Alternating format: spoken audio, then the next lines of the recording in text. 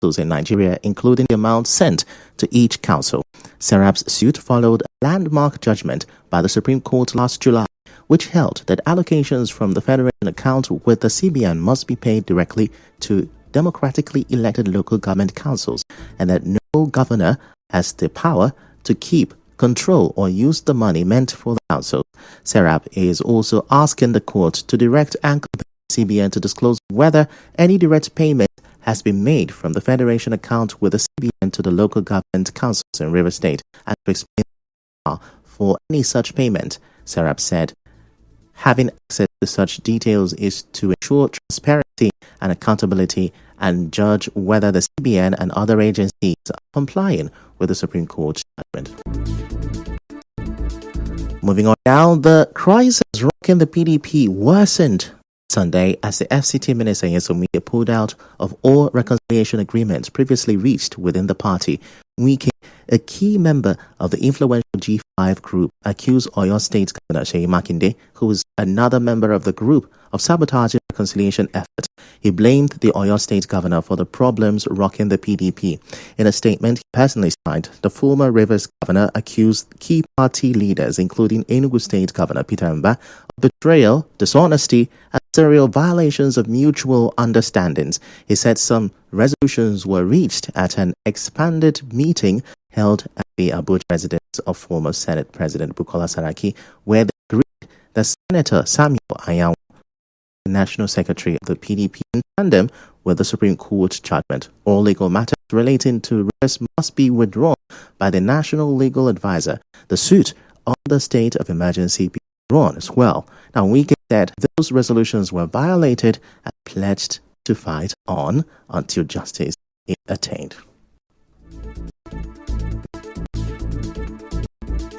Elsewhere, reports say efforts to form a united opposition coalition ahead of Nigeria's 2027 presidential election are facing significant challenges due to internal disagreement in the party. Former Vice President Atiku Abubakar, Labour Party's Peter Obi, and former Rivers State Governor Chibuike Amechi have been in talks to create a formidable alliance to challenge President Bola Tinubu. However, the Punch reports that disputes over zoning and leadership roles have caused friction among the parties involved. Atiku's ambition to run again has led to tensions, particularly with Obi and Amechi, who advocate for power to remain in the South for the next 8 years. Also, Atiku's endorsement of the Northern Presidency has resulted in the loss of support from key groups like Ohanaeze Ndigbo, further complicating coalition effort. Despite these hurdles, discussions continue as the opposition seeks to present a united front against the ruling party. Also, a Northern Muslim advocacy group concerned Northern Muslim Ummah has urged President Bola Tinubu to choose a Northern Christian as his running mate for the 2027 presidential election. The group's convener, Bala Duguri, made this appeal in a statement on Sunday after extensive consultations with Islamic organizations across northern state. They believe this move would foster national unity and reflect political inclusiveness in the region. Duguri emphasized that the recommendation aligns with their support for Tinubu's renewed hope agenda, which he said is delivering positive outcomes for Nigeria. Coming up next, pirates demand ransom for candidates abducted in Rivers State. Stay with us.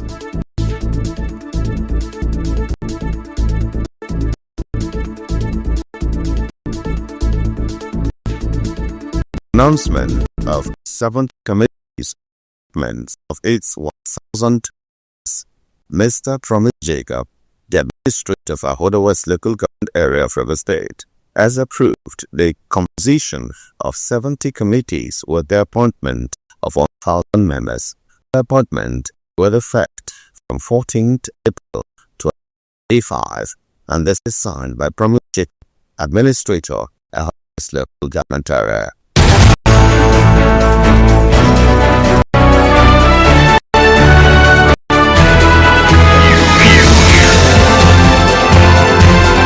This is the news on 92.3 Nigeria Info.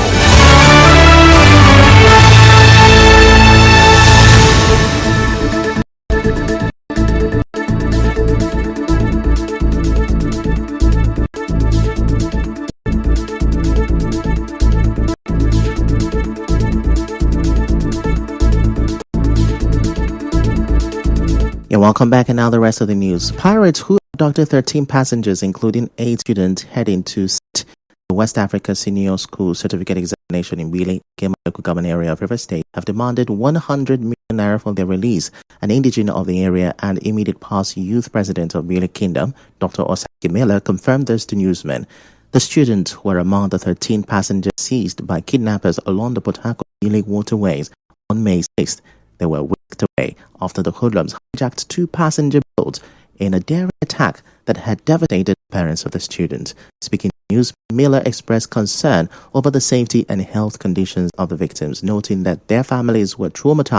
He questioned how the families could possibly raise such a huge sum of money and urged security agents to secure the release of the abductees. He called on the state sole administrator to ensure all the captives are rescued unhurt. Meanwhile, some residents of Port Harcourt, in an interview with our correspondent, called on the government to provide adequate security along the waterway to protect travelers. They also highlighted the need for job opportunities, noting that high unemployment rates contribute significantly to the rise of cases of abduction and kidnapping. Others emphasized the importance of using technology to track the perpetrators. They pointed out that since all Nigerian citizens of legal age are required to have a national identification number, NIN, and mobile SIM cards are linked to NINs, it should be possible to trace the phone numbers and use the phone number used by the abductors to demand their ransom.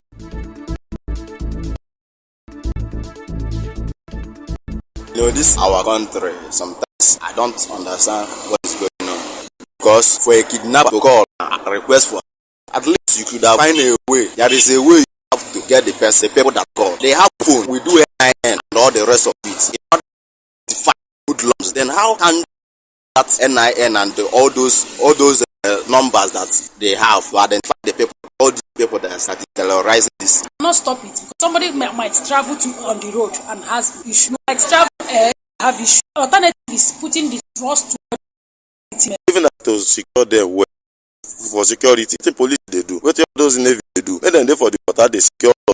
They go back at your back house if they fear. It's probably like that. Make them find solution for us. Make everything.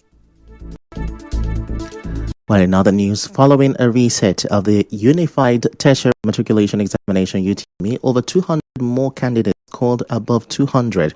And this comes after JAMB addressed technical and human errors that affected the original examination.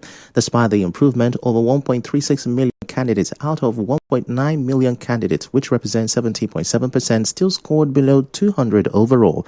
As you may know, the original result had shown over 1.5 million candidates scoring below 200, sparking nationwide concern and prompting the investigation and reset. Away from that, illicit drugs over 6.5 billion naira have been intercepted by operatives of the National Drug Law Enforcement Agency (NDLEA) at the Port Harcourt Port Complex, Onne, River State, and the Apapa Seaport, Lagos State. The spokesperson of the Anti-Narcotics Agency, Femi Babafemi, in a statement said about 6 million pills of opioids and 332,000 bottles of codeine-based cough syrup were seized.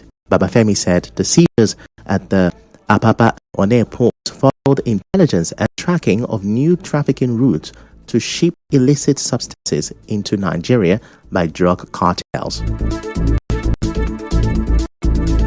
And now the Nigerian Army has arrested 20 suspected oil thieves and destroyed 19 illegal refining sites in the Niger Delta during recent operations. This was disclosed in a statement by the acting of Army Public Relations 6th Division Lieutenant Colonel Jonah Danjuma. Danjuma, 89,000 liters of stolen products were recovered in the week-long operation. The operations took between 19th and 25th May across rivers in collaboration with security agencies. And now to business. The national president of the Petroleum Product Retail Outlet Owners Association of Nigeria, Petro1, Billy Gillis-Harry, has affirmed that the shutdown of the Port Harcourt refinery for maintenance purpose could raise public concerns on PMS prices, which could pose a threat to the cost of living. Speaking on Channels Television, Gillis-Harry debunked claims that the Port Harcourt refinery has not been operational. but confirmed that the petrol hasn't been in production due to critical reasons. Urged the government and the NNPCL to prevent prolonged shutdown and called for collaboration with stakeholders to ensure the refinery's long-term operation.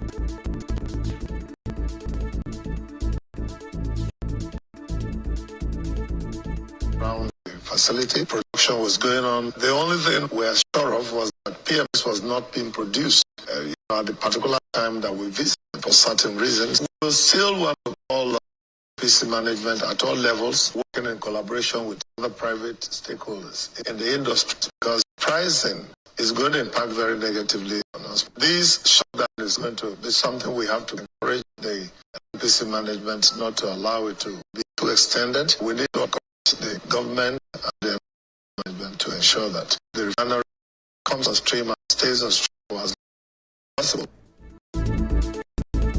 And now in entertainment, actor Yul shared a video of himself cuddling his second daughter. Yul and his wife Judy Austin welcomed their third child last week. The big girl, who has been named Ifeyinwa Universal Storm, is the second daughter of the actor. Yul has a daughter named Daniela with his estranged wife May. And now we move to sports. Chelsea booked their place in the Champions League as Levi Colwill sealed a 1-0 win that shattered Nottingham Forest's bid for a top 5 finish on Sunday. And now we bring you news from around the world. At least 54 Palestinians were killed overnight in 2 Israeli airstrikes in Gaza, including one that hit a school sheltering displaced families. The Fahmy Al-Jalgawi school in Gaza City, housing hundreds from Beit Lahia, was engulfed in flames, killing 20 people, many of them children.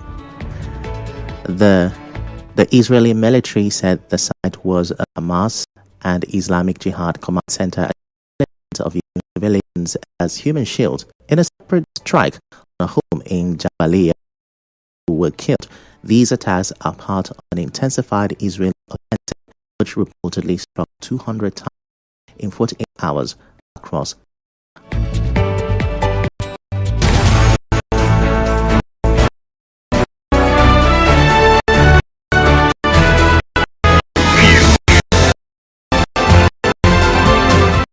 The news on 92 Nigeria Info.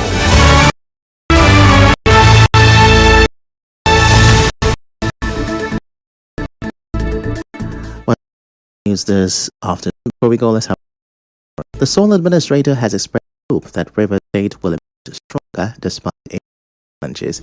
SERAP has sued over its failure to disclose direct payments to LGAs and Rivers councils. The PDP has worsened and the FCT minister pulled out of the reconciliation deal. Israeli killed 20 Gaza school housing displaced people. The news was edited by Real Mega. To reach news and WhatsApp 772. I'm Ifechukwu Monyele. Many thanks for listening.